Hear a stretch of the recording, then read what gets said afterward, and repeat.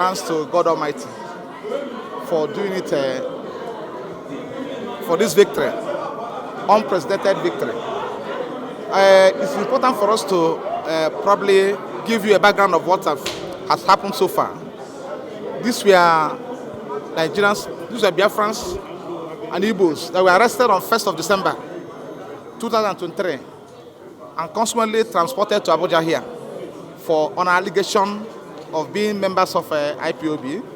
So, and they were charged on 3 count offenses, bordering on engaging in terrorist activities and meetings and all whatnot.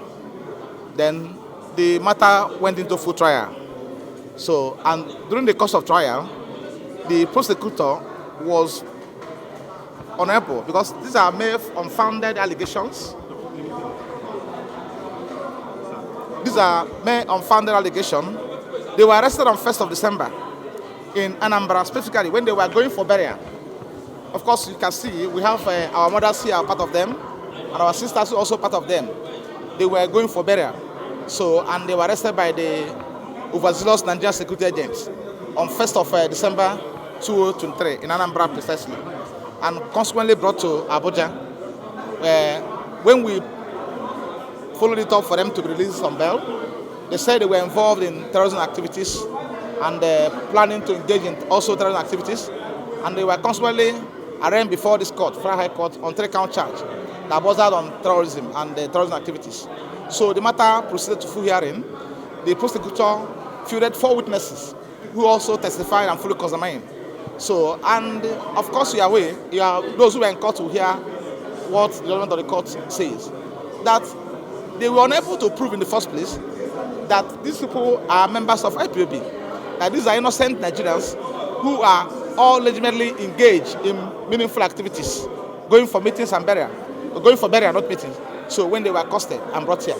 So they failed to prove, first of all, they are members of IPOB. They failed to establish that they were even engaging in unlawful meeting in the first place. So at the end of the day, the court discharged them of the 3 count charge and acquitted them of those count charges. And they are free men today and women. So I give glory to God for the victory. It's not by our might, it's by the grace of God that we did it. So I thank God for the victory. Thank you. Of course, let me just say this thing. When they were accosted, because they were using the word intercepted, when they were accosted on 1st of December 2023, there were 53 of them. But in the course of the prosecution activities, police activities, we lost 3 in the hands of the police. So 3 died in custody.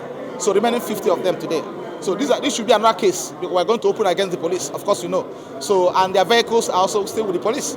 So but today they were all discharged and acquitted of those frivolous, unfounded and baseless supposed charges preferred against them, because they are very legitimately exercising their right to free movement as constitutionally provided under the Constitution. When they were arrested, they were not engaged in any form of lawful activities or meetings. So thank you and God bless you. Yeah.